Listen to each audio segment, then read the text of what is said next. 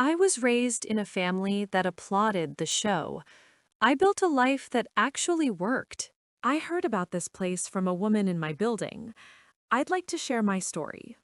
My name is Vanessa. I am 35 years old. I live in Phoenix, Arizona, in a two-bedroom condo I own.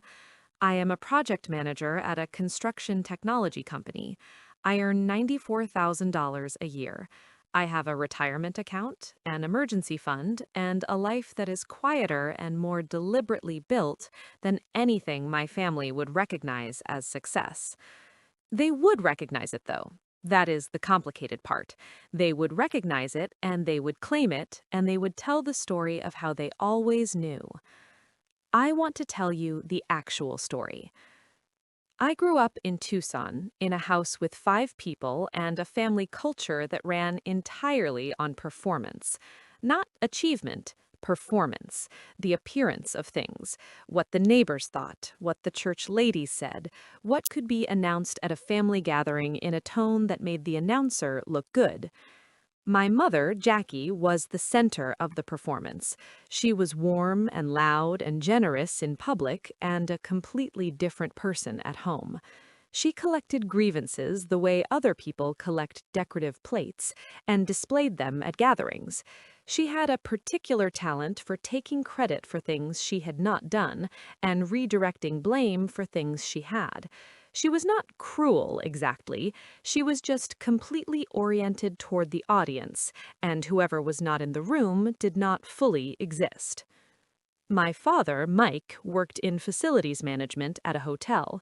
He came home tired and stayed in his chair and did not involve himself in much. He was not a bad man, he was a man who had decided that whatever was happening in that house was not his department.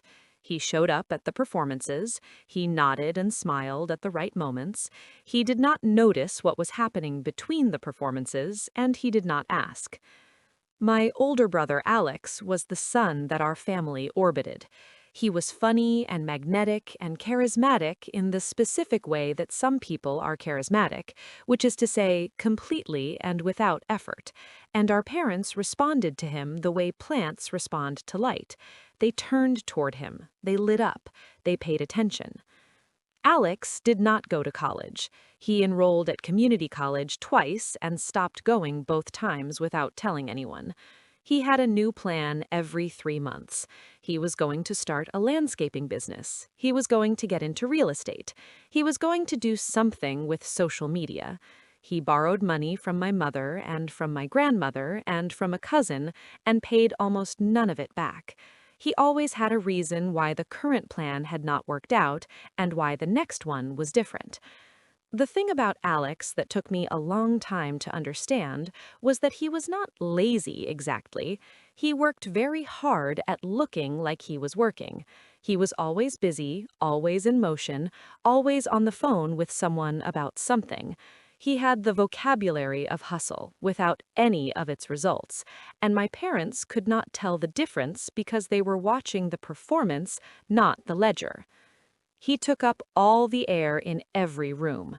When Alex was home, which was often because he kept moving back, the house arranged itself around him. My mother cooked what he wanted, my father asked about his plans with genuine interest.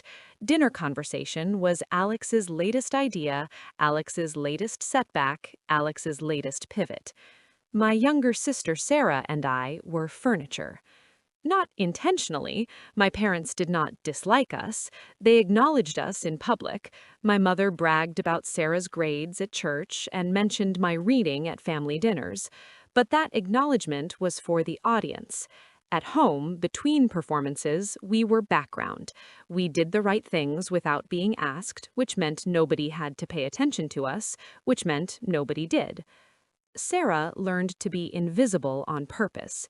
She moved through the house quietly and did her work and stayed out of the way and watched everything with eyes that missed nothing.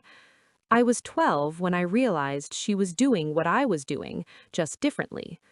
I was paying attention to money. Not because anyone taught me, because the performance of our household required spending our income could not support, and I could see the math did not work. My mother bought new, trendy furniture when the old was fine. Trendy outfits for events, expensive gifts for people she wanted to impress. The credit card statements came in envelopes I was not supposed to see, but sometimes saw anyway. I had a journal I kept in my backpack because my backpack was mine and private in a way that my room was not. I wrote down questions. I wrote down things I wanted to understand. One day, while watching a television show where the parents sat down to do their monthly household budget, it occurred to me that I had never once seen my parents do this, or even refer to a budget. Eventually, I wrote the word down, looked it up, and wrote down why our house did not have one. The library was 4 blocks from our house.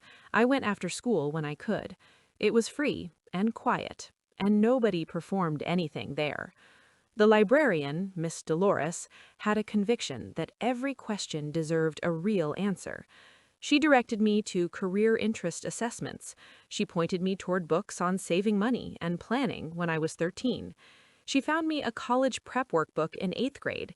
She told me about free SAT prep resources in 10th grade and printed the information without being asked. I did not have parents who sat me down and talked about college applications.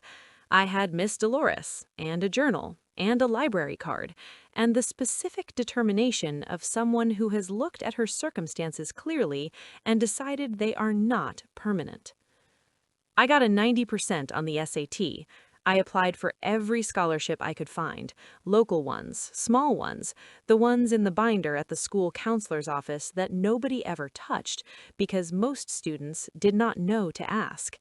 Seriously, go ask your counselor. They may not know your name or have shown any interest, but sometimes you have to stick your head up from the crowd. I got 3 scholarships. Combined with a Pell Grant and a merit scholarship from Arizona State University, I had enough to go. Nobody in my immediate family noticed I had been applying. There was no talk about what my future plans were, no guidance, no interest. I was a senior in high school. This was what other people's parents were helping my friends with. Not once did my mother ask how the applications were going. Not once did my father ask about deadlines or financial aid. Alex had announced 3 weeks earlier that he was thinking about going back to school, and my mother had spent an entire dinner discussing which program would suit him best. My acceptance came in an email on a Tuesday afternoon. I sat on my bed and read it 3 times. Then I went to dinner and did not say anything because I was not ready to watch it become about someone else. I told them the following Sunday at a family dinner. My mother announced it to 3 relatives by phone before dinner was over. She told everyone within earshot that she had always pushed her kids to be their best. Alex made a joke several cousins laughed at. My father said they had always done their best to make sure we succeeded. It lasted about 45 seconds before he asked Alex about his latest plan. The rest of the conversation that evening was anything Alex had going on. I noticed no one had addressed me directly with words of praise or acknowledgement. It had all been directed outward to others. I left for Tempe in August. My parents helped me move in. They did not purchase any of my dorm items or school supplies. Neither did they ask if I needed help or had what I needed. They spent the day taking photos of each other moving my luggage in and left afterward without even suggesting dinner. Their social media posts that night showed they had a lovely time at the diner right near campus. What I felt was pressure releasing, like something that had been held tight for a long time, finally being allowed to expand. I majored in business with a concentration in operations management. I worked part-time. I lived in the dorms freshman year and moved into a shared apartment sophomore year, cheaper and my own small space within it.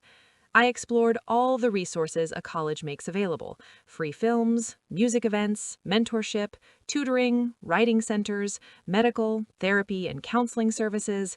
I joined groups related to my interests and education and learned to network at the Career Center. I found the Campus Financial Literacy Center in my 2nd semester.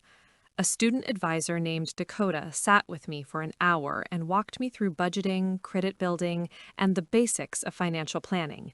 I came back the following week and the week after that. I built a budget for the first time in my life.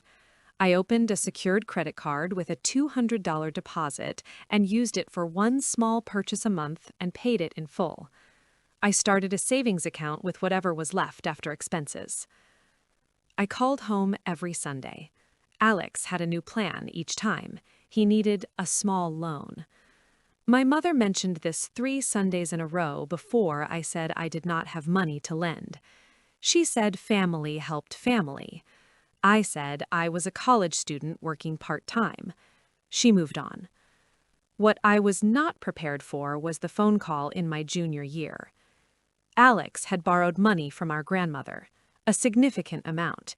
He had told her it was for a business about to take off and that he would pay her back within 6 months. He had been telling her this for 14 months. When she finally told my mother the amount, I heard it secondhand from Sarah, who called me and said the number quietly like she was reporting a casualty. My mother's response was to be furious at my grandmother for telling her and to spend 2 weeks managing Alex's feelings about the situation. There was a family meeting I was not invited to because I was at school. There was a repayment plan established that Alex did not follow. There was a period of tension that resolved itself the way things always resolved in our house, which was that the performance resumed and nobody mentioned it again. I asked my father about it on a call. He said it was complicated. He said Alex was going through a hard time. I said our grandmother had lost money she could not afford to lose. He said he knew and he wished things were different. Then he asked if I was eating enough. I graduated from Arizona State at 22 with a degree in business and a 3.6 grade point average. No debt, a credit score of 682, $800 in savings. My mother threw a party. She made a speech about sacrifice and dedication and how hard she had worked to make sure her children had opportunities. Several people hugged her.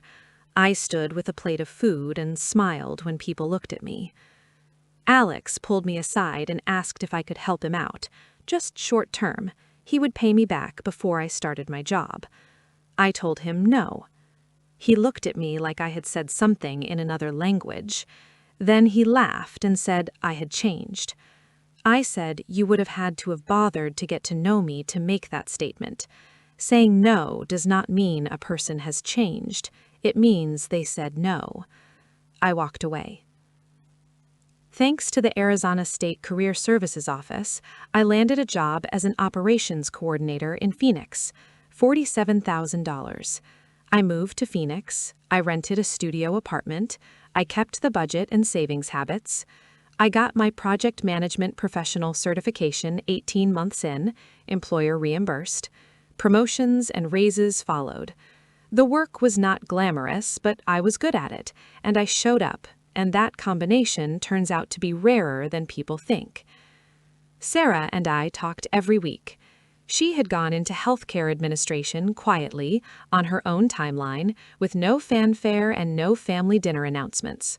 She was sharp and steady and building something real, and nobody at home particularly noticed, because Alex had just pivoted again. The thing that finally made everything visible happened at a family gathering when I was 32. Alex had a new thing. He was telling the table about it with full energy and complete confidence. My mother was asking questions with genuine interest. My father was nodding. 2 cousins were engaged. The table was doing what it always did. I looked at my grandmother across the table. She was 81 years old and living carefully on a fixed income that was smaller than it should have been, and she was listening to Alex talk about his next thing with the same patient expression she always had. I did not say anything at the table. But I called my mother the following week and said clearly and without anger that what had happened with grandmother's money was not resolved, and that Alex paying it back was not optional, and that if the family was not going to address it, I was going to address it directly with Alex myself, that it was unconscionable that they had let the non-payments go on this long. They should have paid her back directly, and then held him accountable for the rest. I also noted that throughout all of this, my mother had cycled through brand new cars yearly, redecorated the cottage, and gone on a cruise. She had not suffered, but grandmother had. Either way, she or Alex would be paying grandmother back. My mother said I was making things difficult. I said I was making things accurate. She said Alex was trying. I said trying was not the same as doing, and grandmother did not have the years left to wait for the difference. I told her to look at her children, to see who was actually doing something and who was just talking about doing something. What my mother did not know was what that money meant to my grandmother. Her primary savings had been earmarked for an independent living center in a small town she had vacationed in her whole life. Her widowed friends had all purchased buy-ins, and she planned to join them, imagining a full retirement alongside people she loved, a quilting shop next door, an art studio around the corner, karaoke and cosmic bowling senior nights at the bowling alley a block away. She had worked as a registered nurse through 3 wars and raised 4 children on a budget, and she had earned every bit of that retirement. I was not going to let anyone take it from her. There was a period of several weeks where my mother was cool with me. My father called once to say he hoped things would settle down. Alex sent me a text that said he understood where I was coming from, but that I had always been hard on him. I did not respond. Alex paid grandmother back, not all at once and not quickly, but he paid her back. My mother had the audacity to call me after the last payment was made, as though she expected me to be grateful for the update. I said I was glad grandmother's retirement funds were restored so she could use them. It was a short phone call. Shortly after, when my grandmother moved into the independent living center, I bought her a subscription to a quilting magazine with full patterns in every issue. I visit regularly to help her piece quilts. She's trying to teach Sarah and me bridge, convinced it is going to make a comeback. I bought my condo at 31. 2 bedrooms, a small patio, a neighborhood I chose because it was walkable and quiet, and nothing like where I grew up. I closed on a Thursday and sat on the floor in the empty living room eating takeout in the dark. I called Sarah. She asked how it felt. I told her it felt like the floor was finally solid. She said she knew exactly what I meant. My mother told the story of my condo purchase at a family gathering as though she had found the place and co-signed the loan. I was not there. Sarah texted me about it afterward. I laughed for the first time in a while. Alex is still Alex. He has a new thing. It might work out. I genuinely do not know, and I have stopped trying to calculate it. I love him from a distance that is exactly the right size, and I have made sure he knows I will not tolerate any nonsense and will hold him accountable. My father called on my last birthday just to say happy birthday. It was unexpected and nice. We talked for 11 minutes. He said he always thought I would do something like this. I said thank you. I meant it differently than he did. The next item on my list is a rental property within 5 years. The one after that is a trip to Portugal I have been planning for 2 years and keep putting off because there is always something more practical to do with the money. I booked the Portugal trip last week. I leave in April. To anyone who grew up in a house where the performance was louder than the substance, where credit was claimed by people who did not do the work, where being serious was treated like a character flaw, and the person who never produced anything got all the attention, while you did everything right and nobody noticed, you are not too serious. You are paying attention. That is not a flaw. That is the whole skill. Go to the library. Build the budget before you think you need one. Say no when no is the right answer. Check what resources your school makes available to students. More than you think are free. You can build a solid life for yourself. I promise you can.